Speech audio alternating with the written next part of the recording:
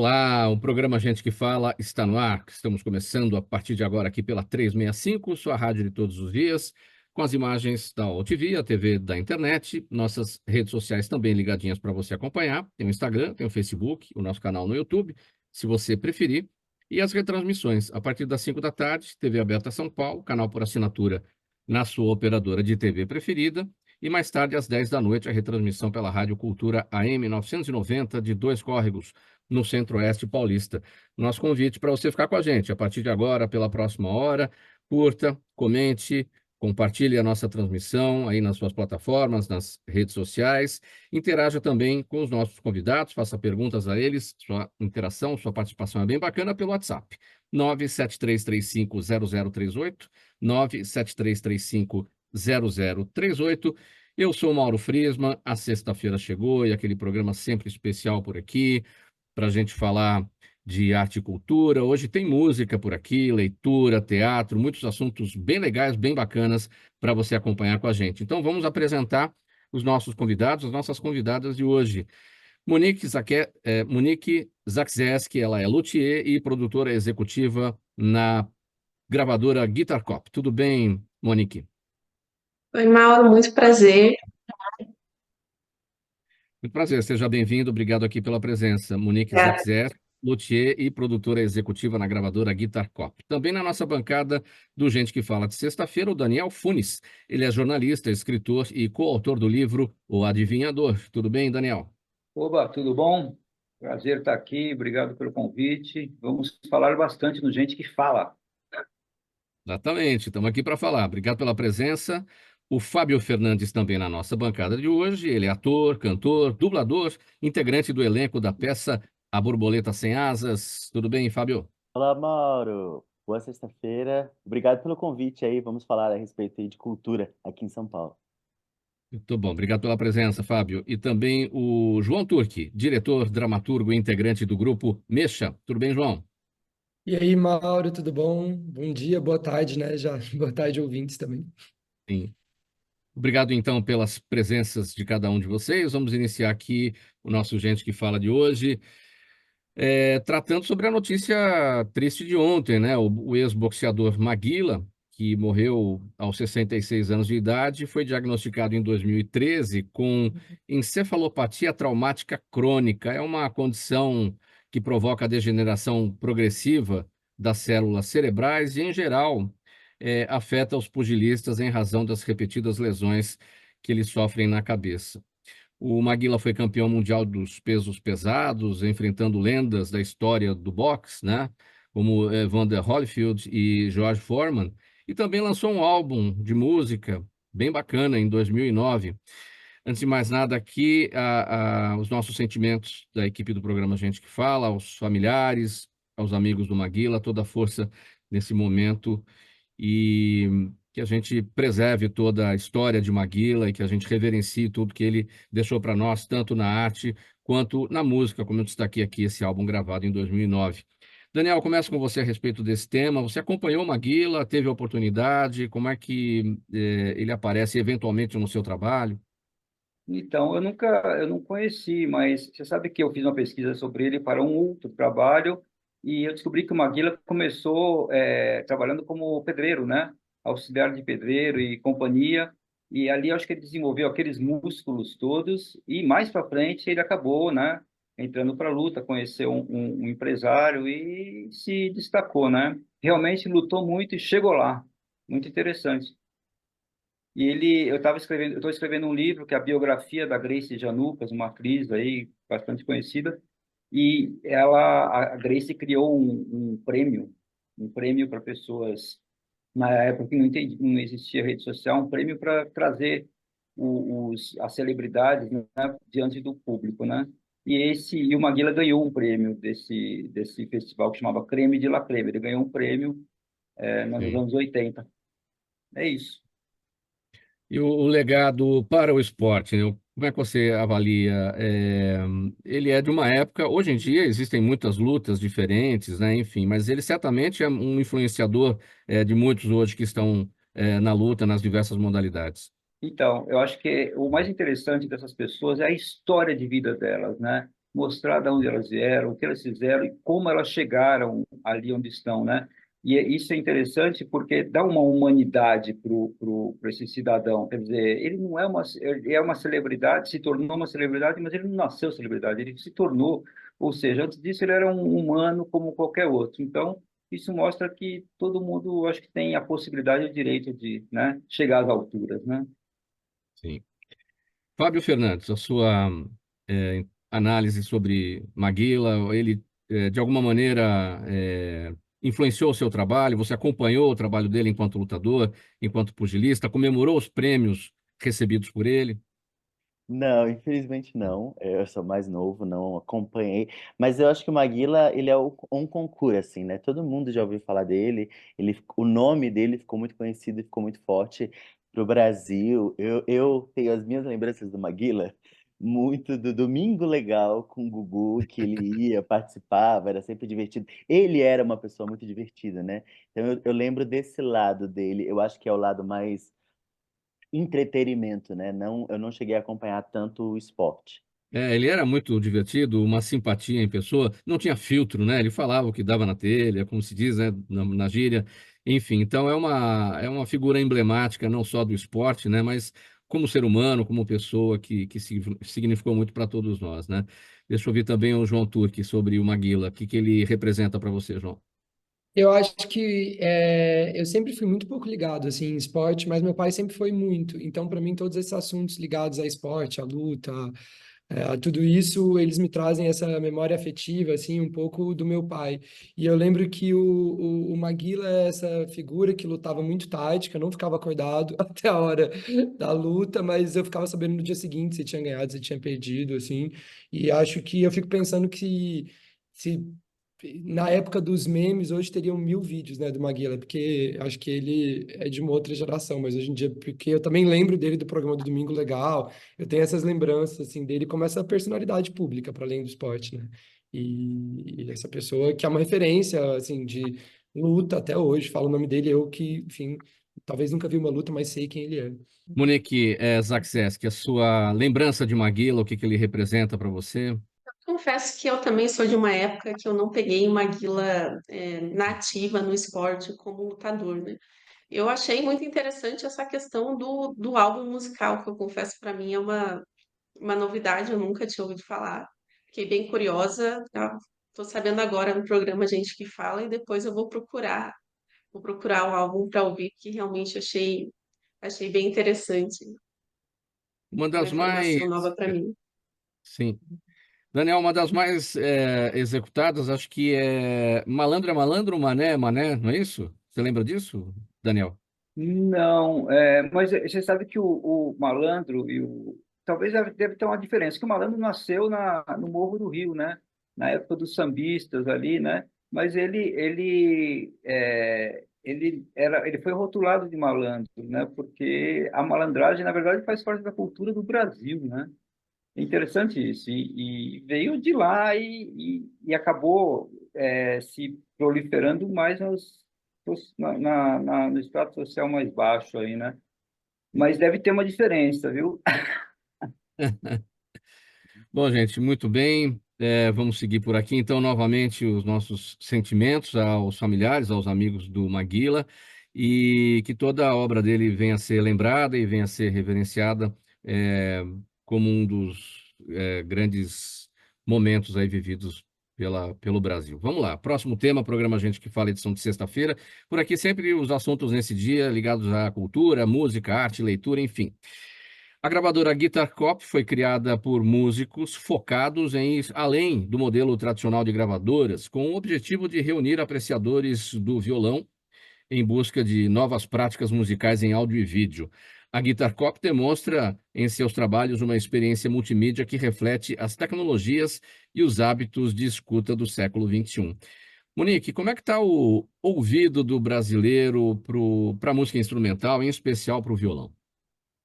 Olha, nós acreditamos que muita gente ainda desconhece esse ramo musical que é tão bonito, que é tão rico. E esse é o nosso papel na Guitar Pop, que é levar essa música para o maior número de pessoas, principalmente o violão clássico, que é o grande foco da nossa gravadora, E a gente quer fazer isso não só com os álbuns, né, com as gravações, mas a gente quer trazer mais do universo do violão para que as pessoas possam conhecer. Então, nós também temos entrevistas com os artistas, em que eles falam sobre toda a carreira deles, ou sobre aquele álbum específico, eles contam para o ouvinte como que ele selecionou aquele repertório, como que foi o processo de gravação, vídeo de making off com o produtor, com o engenheiro de som. Então, a gente quer que as pessoas tenham a possibilidade de ter esse conhecimento, que para nós é uma alegria, é uma coisa muito bonita, e que a gente acha que merece ser dividida com o maior número de pessoas.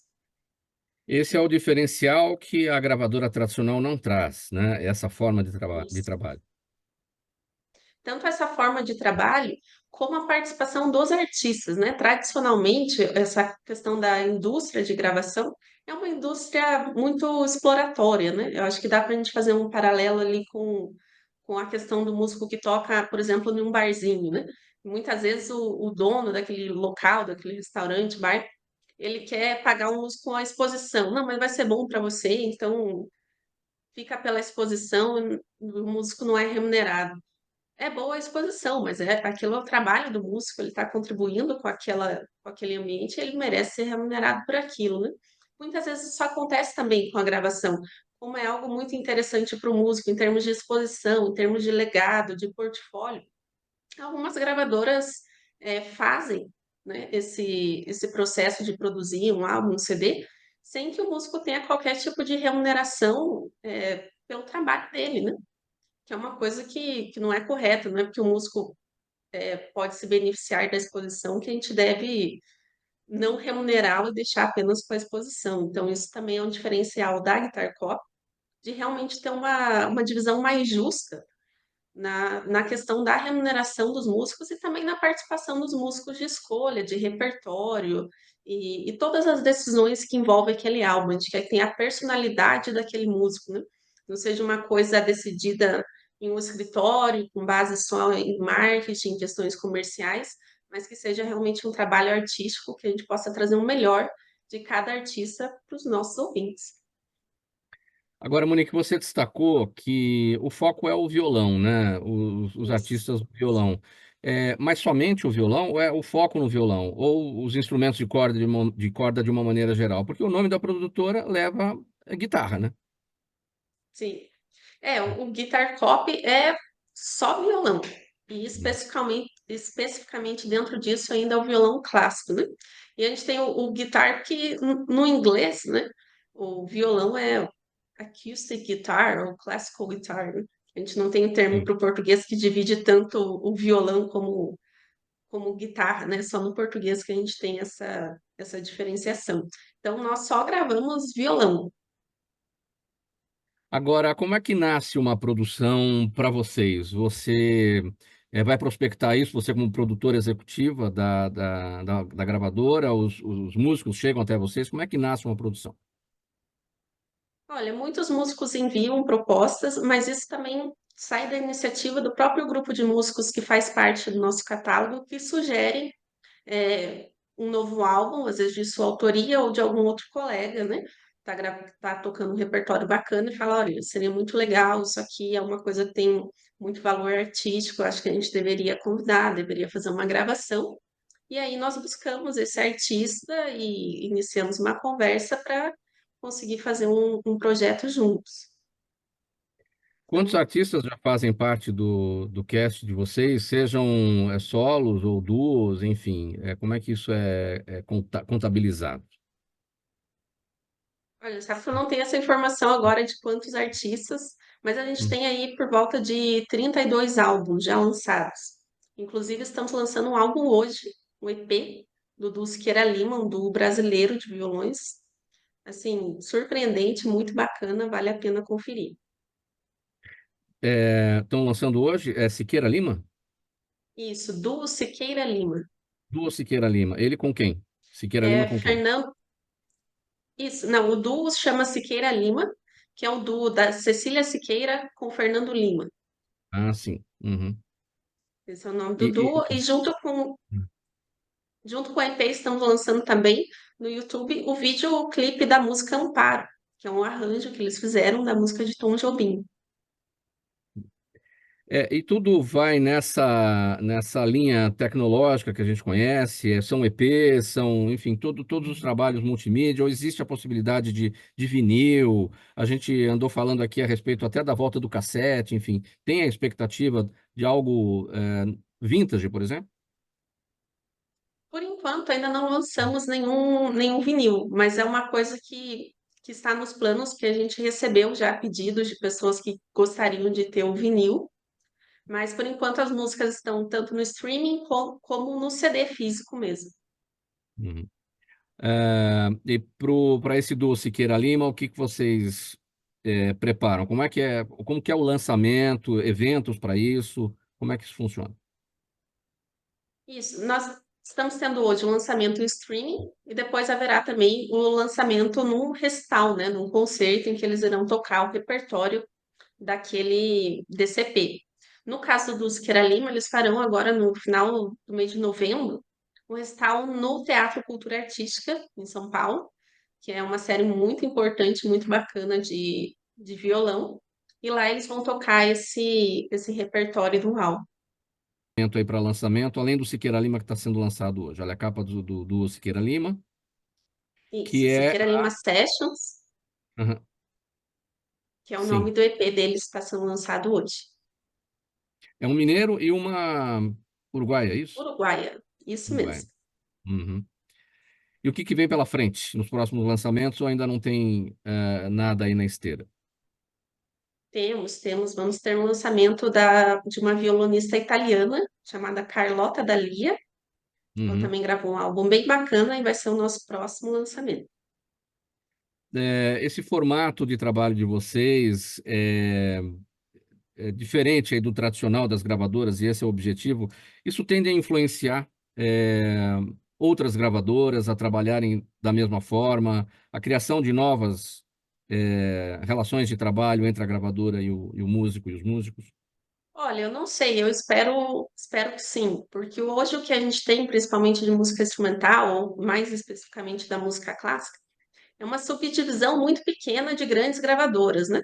Porque aquilo representa uma parte muito pequena da receita que eles têm, né? De tudo que Sim. eles arrecadam, que é mais de música pop, outros gêneros, e é feito por pessoas que estão preocupadas com a parte realmente comercial, do negócio da gravadora, né? Não existe uma paixão ali, um propósito daquele gênero específico de música, de trabalhar com a música clássica. Então, nós acreditamos que isso faz toda a diferença. Então, eu espero que tenham mais iniciativas de promover a música da parte das pessoas que realmente consomem esse tipo de música, produzem esse tipo de música, que façam também com propósito, com amor, né? Além das questões comerciais. Muito bem, vamos seguir a conversar agora com o Daniel Funes sobre o seguinte. O Adivinhador é um livro escrito para o público infanto-juvenil que aborda as transformações do período da adolescência. A história conta sobre essa fase do menino Bernardo, de 14 anos, que descobre que ele tem uma habilidade de adivinhar os pensamentos das pessoas. A gente falou a respeito do lançamento desse livro na semana passada, a Sandra Mello esteve aqui, é uma das autoras, em conjunto com Daniel Funes. O livro teve a primeira data de lançamento no sábado passado, dia 19, na livraria Bibla, e agora vai ter a segunda data de lançamento amanhã, na livraria do Brooklyn. Vamos contar de novo essa história, Daniel, a respeito do Bernardo. A gente conheceu com a Sandra na semana passada, audiência rotativa, vamos falar um pouquinho dela. Claro, vamos lá. A gente escreveu esse livro em parceria, foi uma história que a Sandra me apresentou há mais de 10 anos e escrevemos juntos. Ela me apresentou o mote e nós escrevemos juntos. E agora a gente deu uma nova roupagem para essa história. Por quê? Porque a gente está na era da rede social, a gente está no momento em que algumas questões aí que a gente não tinha há 10 anos estão sendo muito debatidas. Então, a gente quer falar sobre, não só sobre um menino que adivinha pensamento, tá? A gente quer falar sobre as questões da adolescência, essa questão da ansiedade, o que a questão de adivinhar pensamentos criou nesse menino, né? Ele ficou ainda mais ansioso, ele foi cancelado em rede social, ele foi discriminado porque ele era, tipo assim, um ET dentro da escola, porque ele adivinhava o pensamento de todo mundo e deixava todo mundo de saia curta, né? Porque hoje a gente, assim, você sai na rua, você tem câmera em todo lugar. Acho que você não pode ter câmera no banheiro hoje, né, nos estabelecimentos, porque em todos os lugares tem. Aí, o que acontece? Existe privacidade? Não existe. Então, o único lugar em que você tem uma certa privacidade é no seu pensamento. Agora, se aparece um cara, começa a ler seu pensamento, aí acabou, né? E é justamente isso que ocorre na história. Um dos trechos, ele adivinha um pensamento de uma professora e acaba colocando, falando em classe, uma questão íntima da professora. E ela vai chamar ele e fala, pô, o que é isso, né? Você acabou com a minha privacidade. E aí ele até fala, ele fala assim, não existe mais privacidade. A gente tem Google, a gente tem internet, a gente tem tudo, tem rede social, não existe mais privacidade. O que você está falando? Está falando dos anos 90, né? Então a gente traz todas essas questões para o livro. E ele vai causando, o Bernardo, né? Porque, na verdade, as pessoas não sabem que ele tem esse dom, né? Esse poder da adivinhação. Não adivinhação, né? Ele não está adivinhando nada, ele está lendo Lendo pensamentos. É uma pensamento. habilidade que ele tem, mas as pessoas não sabem disso. É aí que as saias justas vão sendo criadas, né? Então, e a gente faz um paralelo. O que é uma habilidade, o que é um defeito, né? A habilidade o defeito, que é considerado um defeito, que ele vê pensamento, se torna uma habilidade a partir do momento em que essa possibilidade de ler pensamento começa a ajudar as pessoas, começa a trazer algo bom para os outros, né? Ele, por exemplo, lê ali um pensamento de um amigo e descobre que esse amigo tem um problema do qual ele nunca quis falar, nunca teve coragem de falar, e acaba interferindo e dando uma solução em algum momento da história. Então, a questão de ser diferente também, né? Ele é uma pessoa diferente. Eu acho que, assim, desde os anos 80, a gente sabe, acho que a gente foi para a escola junto, eu e você, né? E a gente sabe como que era o bullying, sempre teve bullying, só que ele não tinha esse Sim. nome. E ninguém prestava atenção nisso. De repente, ele passou a ter um nome e começaram a prestar atenção. Então, o Bernardo, por ser, além dele ter os desafios da adolescência, que é quando você vira gente, né?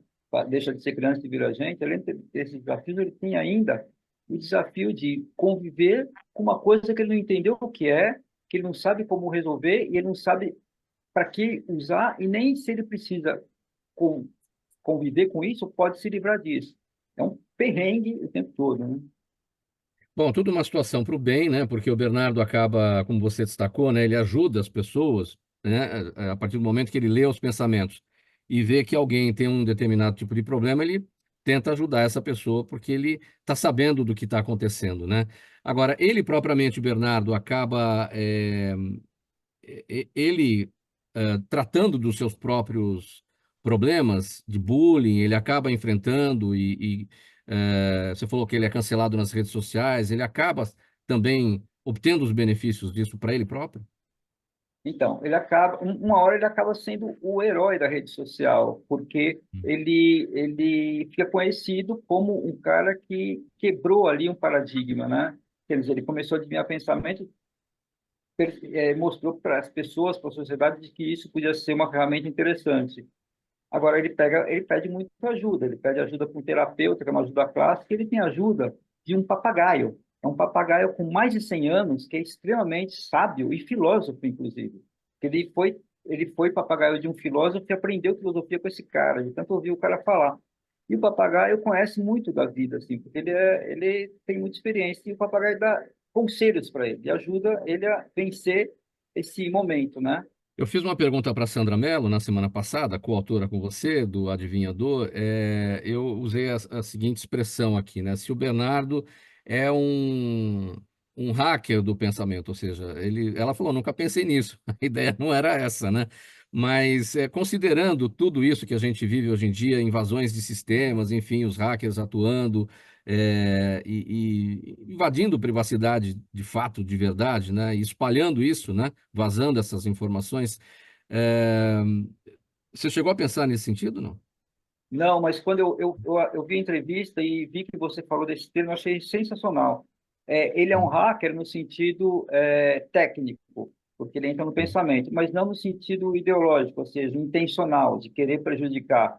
Ele não tem muito controle sobre isso, certo? Mas trazendo considerando que essa expressão é super corrente hoje, é meio isso mesmo. Ele hackeia o pensamento, só que ele não usa isso para alguma finalidade. Ele simplesmente sabe. Sim. Agora, é um livro voltado para o público infanto-juvenil, só que não, né? Os pais com filhos adolescentes também, né, são um grande público para ele, né? Então, eu considero que essa fronteira aí de infanto-juvenil, uma hora vai acabar, porque hoje o jovem e o adolescente está tão adiantado que ele lê livro para adulto. Então, passando muito bem. Eu acho que o nosso livro não quer trazer só um recado para o adolescente, ele quer falar com o professor, que cada vez mais está tendo dificuldade de lidar com o adolescente, sobre o qual ele não tem muito controle, porque o adolescente tem muita autonomia hoje, tem muita informação, e ele fica muito escapável. Então, o livro permite que se fale dessas questões e permite que o pai enxergue o filho na figura do Bernardo e possa gerar isso possa gerar um diálogo ali com o filho, né, para eles se entenderem, que são duas gerações muito, muito diferentes, né, se a gente for ver, muito distantes. Bom, lançamento então do livro O Adivinhador, de Daniel Funes e Sandra Mello. Teve a primeira data semana passada, né, como a gente destacou aqui, na Livraria Bibla. E agora, amanhã, dia 26, na Livraria do Brooklyn, Rua Hollywood, número 275, obviamente, no Brooklyn. É isso, né, No Daniel? Brooklyn. Correto, é isso aí. A partir das 14 horas, todos estão convidados. E se você mora em outra cidade, pega um avião aí, que for uma passagem na madrugada, que é R$ 50 você está aí. Estamos de portas abertas das 14 às 17 horas, nesse endereço, na livraria do Brooklyn. Edição física e edição digital, né? A gente tem só edição física, a gente só fez um Ah, edição física. livro físico. E a gente tem o livro em 3 idiomas. Isso é um negócio interessante para Sim. para se falar, porque é um diferencial no mercado. Eu acho, eu Pois não é, tenho notícia de é um nenhuma diferencial do editora mercado. que tenha lançado um livro em inglês, espanhol e português ao mesmo tempo para esse público. Sim, é um diferencial do mercado, os 3 idiomas, e um diferencial do mercado também não ter a edição digital, né? Porque hoje em dia é justamente o Não, contrário, né? Você vê a edição digital e não vê a edição física. o que a gente quer fazer é fazer com que o aluno leia no papel trazer mais as pessoas para o offline, porque o online é meio emburrecedor, vamos combinar, né? Ele tem suas qualidades, né? Ele é muito útil, mas assim, eu acho que o pessoal não está sabendo muito lidar com ele. Então, só no papel por enquanto. Muito bom, gente. Então, repetindo por aqui, o lançamento do livro O Adivinhador, do Daniel Funes com a Sandra Mello, amanhã, dia 26, Livraria do Brooklyn, Rua Hollywood, número 275, a partir das 2 da tarde, lá no bairro do Brooklyn, Zona Sul aqui da capital. Vamos seguir, próximo assunto, o programa Gente que Fala, edição de sexta-feira, pela 365, sua rádio de todos os dias, OTV TV da internet, redes sociais, nosso canal no YouTube e as retransmissões. 5 da tarde, TV aberta São Paulo, canal por assinatura na sua operadora de TV preferida, e depois às 10 da noite pela Rádio Cultura AM 990 de Dois Córregos, no Centro-Oeste Paulista. Vamos subir aqui ao palco. Vamos deixar as páginas dos livros e subir aqui no palco do musical A Borboleta Sem Asas, que fará sua última temporada aqui em São Paulo. A montagem é realizada pelo grupo Trapiche, trata do tema da deficiência, abordado de maneira sutil e com delicadeza. O elenco reúne 7 artistas e a trilha sonora tem 10 músicas. O espetáculo foi vencedor do prêmio Uidu de teatro em 2023 e ganhou a adaptação da TV Cultura no programa Teatro Rá-Tim-Bum. Fábio Fernandes, como é que surge essa ideia de você usar os bichinhos, os insetos, né, para tratar de maneira sutil e de forma delicada a questão da deficiência? Olá. Bom, eu prefiro falar que o espetáculo fala sobre acessibilidade, né? Então a gente está falando sobre acessibilidade de uma forma lúdica, de uma forma, acredito que inteligente. Eu acho que hoje, pegando o gancho da conversa passada, né? Tudo está muito rápido, tudo está muito moderno. A gente não precisa sublinhar nada para as crianças. E eu acho que isso é a magia desse espetáculo. Essa história, ela já acontece há muito tempo e passou por muitas mãos. A Borboleta Sem Asas, ela é originalmente do César Cavelan, que é o autor, e acredito que por volta ali de 96 ele começou esse projeto, ele fez baseado em uma criança de uma família que ele conhecia, que tinha deficiência, e ele não tinha acesso a nada que pudesse trazê-la e fazer com que ela participasse daquilo ali, e como autor, como cartunista, ele começou a escrever alguma coisa para ela. E desde então essa história vem se permeando aí por várias formas, com esses desenhos dele. Mais lá para frente, um grupo de teatro fez uma montagem disso, tornou, né, para os palcos. E aí foi para a TV Cultura, que é esse, que eu acredito que foi em 2007 isso. Ou seja, essa história já faz um tempo que está sendo contada aí. E aí, em 2019, o Grupo Terapiste pegou para si essa história com todas as autorizações e começamos a criar esse espetáculo que é o que nós temos hoje, só que ele é completamente pensado para os dias atuais. Então é um espetáculo muito dinâmico, muito engraçado, cheio de memes, cheio de coisas que as crianças se identificam. As crianças de hoje em dia têm, têm insights e têm memes, têm piadas que todo mundo se diverte. Mas eu acredito que a força dele para durar até hoje é que é um espetáculo inteligente, que ele não subestima a criança, ele não sublinha nada. Ele passa e as crianças entendem, e o que eu mais gosto é que a gente sabe que a criança não vai sozinha ao teatro, né? É um nicho de mercado que muito forte porque ele leva muitas pessoas. Então, se o pai leva a criança ao teatro, às vezes vai só o pai e a mãe, mas geralmente leva uma tia, leva um primo, eu vou levar, e vai a família toda ao teatro. E ali é muito legal, porque antigamente a gente tinha muito essa cultura de, eu vou levar, mas é uma peça muito infantil, eu tô indo lá. Numa borboleta, não. Os pais às vezes se divertem até mais do que as crianças, porque a gente tem piadas e cenas e momentos. Talvez as crianças nem entendam tanto, mas os pais se acabam de rir. Então, eu acho que isso que é a força do nosso espetáculo.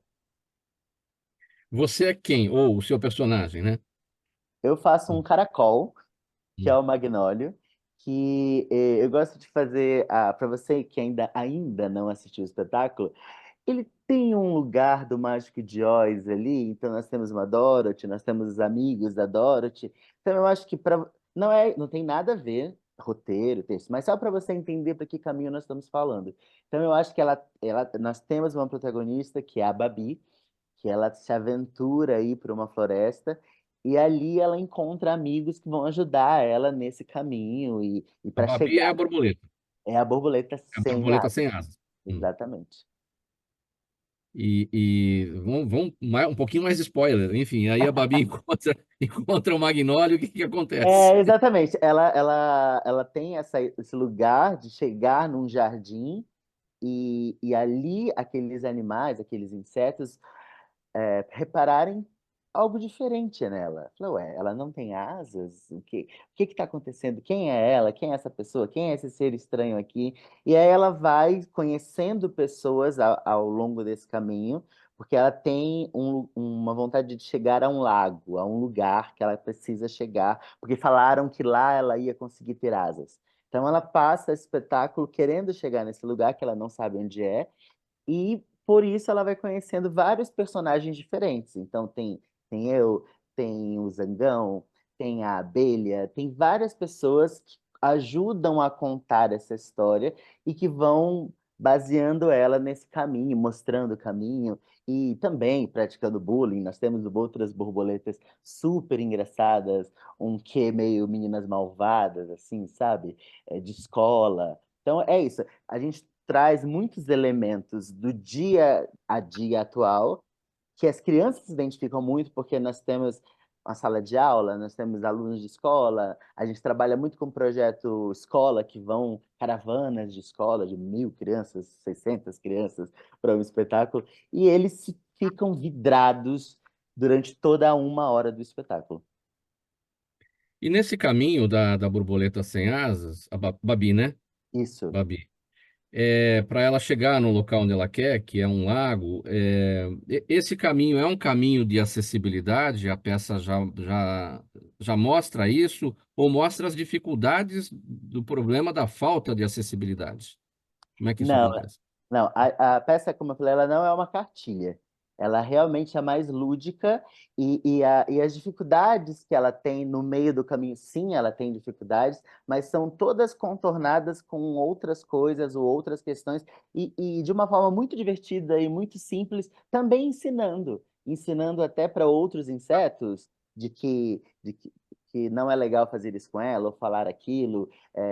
Então, sempre a gente vai por esse lugar, que é um lugar mais lúdico, mas que realmente funciona muito e as crianças entendem, para que no final do espetáculo, não posso contar, vocês têm que vir assistir. Sim.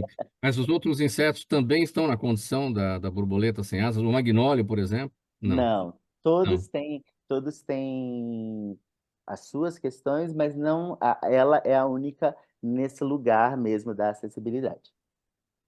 Da questão física. Muito bom. Exatamente. Quem mais está com você? Bom, nós somos 7 em cena, né? Somos 7 atores em cena nessa montagem em específico. Então nós temos a Babi, que é a borboleta sem asas, que é a protagonista da história. Nós temos 3 meninos, eu, o Zangão e o Lamparino, que é um vagalume, que ele é cego no espetáculo também. Hum. A Abel, que é a abelha, que é a amiga da Babi, que ajuda nesse caminho, e 2 borboletas sem noção, que são as que puxam para esse lugar do atual, que falam sobre TikTok, sobre viralizar, sobre seguidores, sobre. A gente usa meio que um sarcasmo do que está rolando hoje para permear essa história e fazer que tenha identificação, assim. E é muito legal porque é um espetáculo muito vivo. Nós, enquanto atores, a gente ama fazer esse tipo de espetáculo que nós ajudamos a construir o espetáculo. Tinha um texto, mas a montagem, a forma que ele fez, muito meu está no Magnólio, porque eu coloquei aquilo. Eu sou do primeiro elenco, desde 2019 nós estamos com essa montagem rodando. A gente teve a Covid, né, que fez a gente ter uma pausa aí de 2 anos nesse espetáculo. Então, por isso que até hoje nós ainda estamos com ele. Então é muito legal a gente ter essa liberdade criativa de poder adicionar coisas, de poder chegar nessa nova temporada que nós voltamos em outubro com o espetáculo, e do nada ter uma cena que um personagem olha para a Babi e fala: Que show da Xuxa é esse? Entendeu? E as crianças vão à loucura. Rapaz, divertidíssimo, inteligentíssimo. Pode me esperar na porta do teatro. É o Teatro Ah, Alfredo com certeza. Mesquita. Exatamente. Vamos dar o serviço, então, que é o mais importante. Nós vamos estrear. A gente está desde outubro com, graças ao PROAC, um governo do estado de São Paulo, a gente está com uma circulação desse espetáculo para várias cidades do interior de São Paulo, até o final agora de outubro. E a partir do primeiro final de semana de novembro, todos os finais de semana de novembro, sempre sábados e domingos, às 4 da tarde, a gente tem o espetáculo lá no Teatro Alfredo Mesquita, que é pertinho do metrô Carandiru. Tietê ali, né? É pertinho do Tietê, Tietê. Tietê. Uhum. Então é bom que é fácil acesso, é de tarde. Os ingressos são 100% gratuitos, então você não vai pagar nada. É um programão para a família, gratuito. Você só precisa chegar, a gente dá uma dica de chegar uma horinha antes ali, uns 40 minutinhos antes, para retirar ingressos. Não tem nada online. Então você vai ao teatro, chega um pouco mais cedo, retira seu ingresso e assiste ao espetáculo. Fiquem tranquilos, quando a gente tem a gente já teve umas outras temporadas em São Paulo, a gente fez na Fiesp, na Avenida Paulista, que foi incrível, ingressos esgotados, era uma loucura de não conseguir pegar ingresso, eu não preciso de ingresso, eu quero ingresso. Vai ser bem tranquilo, não é show do Bruno Mars, então vai ter ingresso.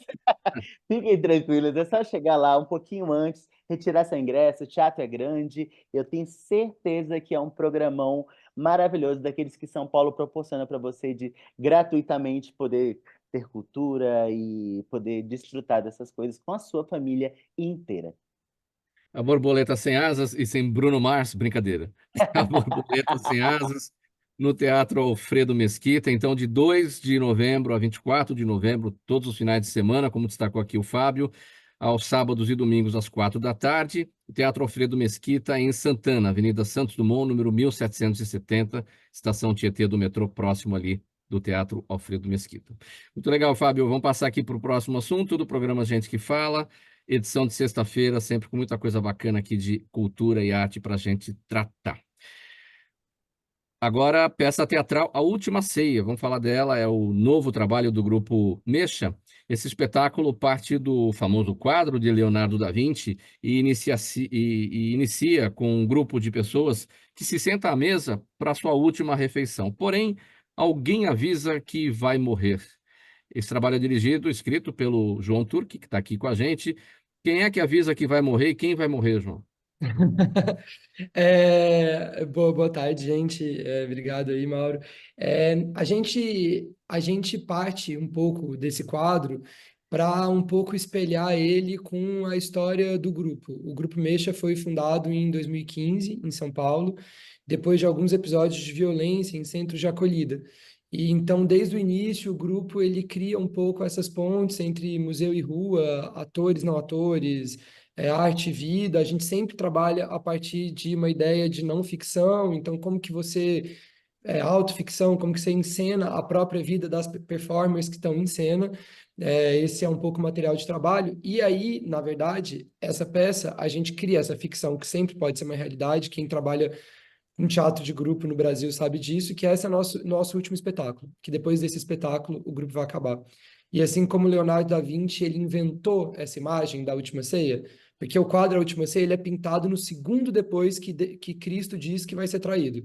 Então, estão todos aos apóstolos, ele fala, alguém aqui vai me trair, nesse momento, Leonardo da Vinci pinta o quadro, e depois disso, esse grupo nunca mais vai existir. Primeiro porque é impossível que esse grupo continuasse o mesmo, essas 13 pessoas, quando elas sabem que uma delas é uma traidora, ele não vai ser mais o mesmo grupo. E segundo, porque depois desse jantar, essas 13 pessoas, elas nunca mais se encontram. Cada uma vai ter aí os destinos bíblicos e históricos que a gente sabe que elas tiveram. Mas o que interessou a gente mais do que a história bíblica, muito mais, é pensar como que Leonardo da Vinci teve esse poder de controlar a narrativa desse momento que era uma despedida. Então, já que a última peça desse grupo, o Mexa, que surgiu em 2015, ou seja, a gente existe há 9 anos, então a gente quer fazer uma peça que seja a nossa tentativa de controlar a nossa narrativa. O que que a gente quer dizer antes do nosso fim? Que imagem final que a gente vai dar para o público? E então várias pessoas podem morrer, inclusive alguma pessoa do público, porque a gente tem muito esse jogo real, ficção, pessoas do público são, de alguma forma, convocadas a entrarem na peça. Mas é muito mais Mas, sobre.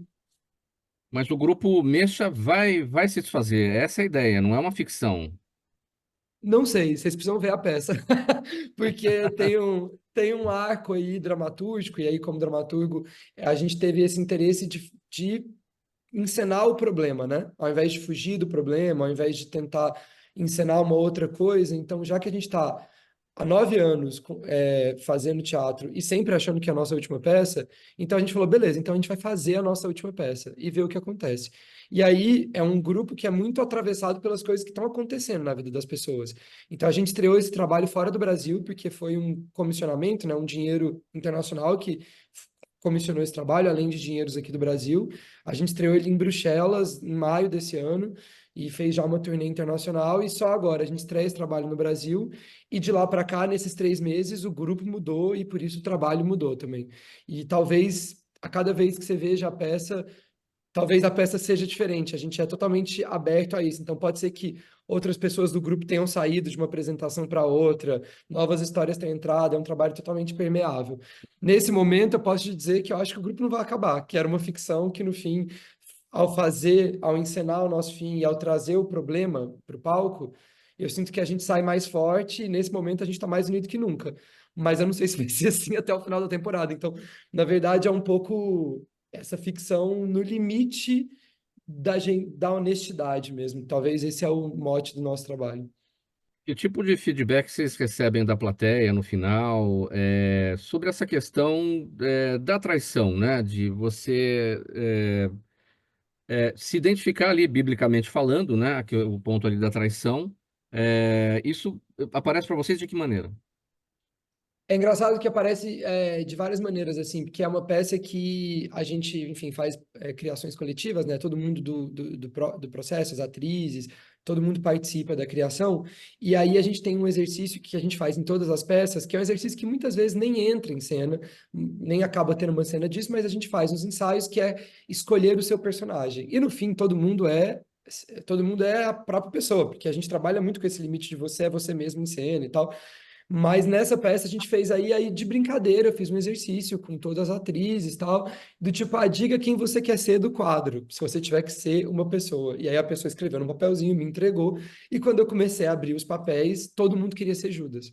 E aí, um pouco, eu achei que, sei lá, algumas pessoas iam querer ser Jesus.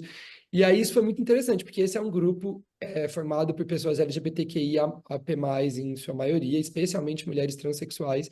Então, eu achei muito simbólico, na época que a gente estava fazendo o projeto, que a maioria das pessoas quisessem ser Judas, e o que significa ser Judas, né? Se você olha para a história do Judas, que ele é o traidor histórico mais famoso da história, mas no fim das contas a história dele é hiper complexa, porque no fundo tem várias leituras históricas que, tipo, no fim, o grande apóstolo foi Judas, porque é só ele que acreditou mesmo que Cristo ia ressuscitar, e por acreditar nisso, ele pôde trair Cristo, porque ele sabia que aquela traição não ia ser o fim, ia ser, na verdade, o início da vida sagrada dele. Então, eu nunca tinha pensado sobre Judas assim, eu nunca tinha pensado sobre essas figuras bíblicas. Eu pessoalmente, não sou uma pessoa religiosa, então eu nunca tinha pensado sobre nenhum desses assuntos. Mas, e aí a traição, quando você pensa em traição dentro de um grupo de teatro, o tempo inteiro a gente está se traindo, né? A gente está traindo os próprios personagens, a gente está traindo uns aos outros, a gente está traindo o texto que a gente está decidindo encenar. Essa ideia de tradução como traição é também uma coisa que guia muito o nosso trabalho. Mas esse laboratório que você explicou que foi feito foi entre os atores, né? Entre o elenco ali, né? Quem que você gostaria de ser? Qual é o personagem? Mas não na plateia. A plateia também participa disso? Você já chegou a fazer esse tipo de experiência? Não, mas nessa Não. peça, essa cena, esse exercício nosso virou uma cena na peça que é cada pessoa faz uma defesa pessoal do que por que que ela merece ser o Judas e a plateia que decide quem é o Judas do dia. Então, enfim, Sim. cada apresentação é um Judas diferente, é uma atriz diferente que é escolhida e isso muda o que como a apresentação vai ser a depender de quem foi escolhido. E o feedback do público, que eu acabei não respondendo, sua pergunta está sendo super interessante, porque na verdade vou dar aqui um monte de spoiler, mas enfim, acho que também quando você vai ver ao vivo o trabalho é outra coisa. Mas, na verdade, é uma peça que é um jantar. Então, de fato, é uma peça que você começa sentado no teu lugar, distante das atrizes, das performers, e acha que é uma análise desse quadro e tal. E, na verdade, você entende numa virada no meio da peça que você está ali porque você vai, de fato, jantar com esse grupo, na última ceia desse grupo. Então, o público é convidado a se sentar no palco e comer. Óbvio que você não precisa isso se você não quiser, mas a gente serve comida mesmo, enfim, com todo dia a gente faz uma ceia gigantesca e aí depende muito de quem se decide sentar na mesa, o que vai acontecer na peça. Então a segunda metade da peça está muito aberta ao público que se senta e come e participa. E o feedback é sempre muito bom, porque na verdade cada pessoa tem uma perspectiva visual mesmo, né? Porque dependendo de onde você senta, da mesa, é um palcão gigante e tal, de 10 por 8, você vê uma peça diferente. Então, você vê uma cena de costas, de frente, de lado, do seu lado vai sentar uma atriz ou não, você decidiu não sentar e continuou na arquibancada. Então, os feedbacks são, enfim, cada apresentação é totalmente diferente uma da outra e é muito legal receber, assim, é muito legal fazer no Brasil essa peça, porque no exterior, quando a gente fez, esse momento de sentar no palco, as pessoas demoravam um pouco a entender que era de fato uma cena. Então a gente tem uma convocação aí que uma atriz fala, quem quiser vir para o palco pode vir, e a gente ficava, assim, muitos minutos esperando que alguém viesse. Mas aqui no Brasil ela fala, quem quiser se sentar, brá, o público inteiro levanta e sai correndo. E nem sobra lugar para todo Olha, mundo que quer. vamos dar o serviço aqui, a ficha técnica de A Última Ceia, peça teatral do grupo Mexa, até dia 3 de novembro, né? As apresentações na Casa do Povo, na Rua Três Rios, número 252, no Bom Retiro, quinta a sábado, às 8 da noite, domingo às 7 da noite, e metrô pertinho, metrô Tiradentes, né? Bem pertinho ali da Rua Três Rios. É, isso mesmo. Até dia 3 só? Até o Só próximo domingo? Não, esse domingo Até o próximo. próximo. Até Sim. o próximo. Quem ficou interessado aí, corre que tá acabando. Muito bem, pessoal. Perguntas aqui da nossa audiência, vamos a ela. Eu vou pedir aqui objetividade e brevidade para a gente conseguir chegar no final aqui, tá bom? Primeiro com a Monique, o Jaime está com a gente perguntando, Monique, ele quer saber o seguinte. Jaime, muito obrigado, ele sempre participa com a gente aqui todos os dias. Depois de quanto tempo um fonograma se torna de domínio público? A pergunta do Jaime para você, Monique. Olha, o fonograma, eu confesso que eu não sei responder essa questão específica do fonograma. A gente trabalha com o domínio público das músicas que são gravadas por nós, né? Que aqui no Brasil, 70 anos, a partir da morte do compositor. 70 anos. Isso. Muito bem. Isso deve valer. É que eu acho que o Jaime está usando uma linguagem aqui que talvez não seja mais a habitual, né, na tecnologia de hoje, a questão do fonograma, mas a ideia é a mesma. A partir de 70 anos, depois da morte do autor, aquele trabalho fica, de domínio público. Então, acho que é essa a pergunta, Isso. então está esclarecida a resposta aqui para ele. O Jaime quer saber do Daniel, qual será o futuro dos jornais e dos livros impressos? Ô, Jaime, tudo bom? Assim como o cinema não acabou quando veio o videocassete, né, há muito tempo, e depois, quando veio o DVD, o jornal impresso, e eu acho que o meio impresso, principalmente o livro, nunca vai acabar. Pelo seguinte, as pessoas no mundo inteiro elas passam o dia numa tela. Quando elas querem ter um momento aí de lazer, de dar um tempo, elas pegam um livro físico para ler. E olha só, a gente está com uma crise de energia muito séria, não só no Brasil, no país, no mundo inteiro. Mas já imaginou? Isso dá até é morte de uma história. Imaginou se a energia acaba no mundo inteiro? E aí? Como que você vai fazer para ler?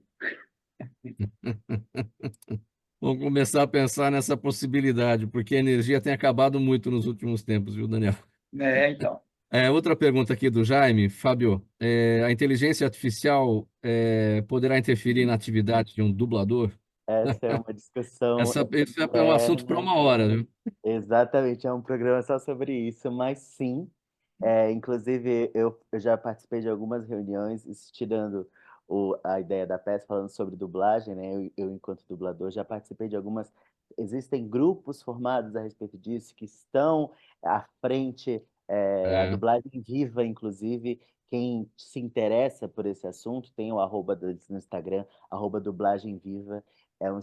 É um grupo de dubladores profissionais que estão há muitos anos aqui em São Paulo batalhando por isso aí, para que as empresas grandes assinem termos de compromisso, para que isso não se perca, porque a dublagem, ela precisa, como o nome do grupo, ela precisa ser viva. A gente precisa ter emoção, também é uma forma de interpretação. Para eu me formar em dublagem, eu preciso ter o meu registro de ator.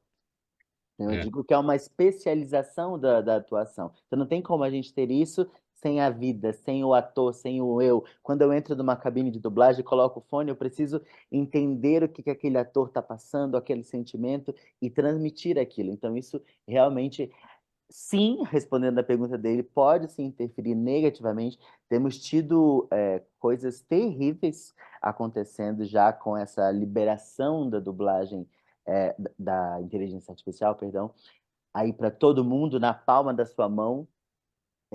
Pessoas se acham no direito de usar vozes de pessoas já falecidas ou colocar a sua voz falando uma coisa que você não disse. Então, sim, pode influenciar, mas já temos é. pessoas batalhando com isso.